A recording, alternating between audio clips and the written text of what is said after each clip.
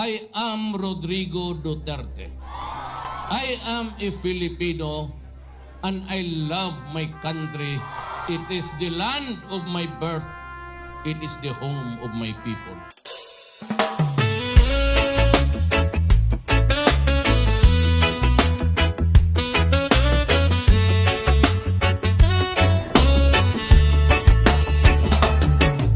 Sa bawat sulok ng ating bayan, may dasal na tahimik na inaawi.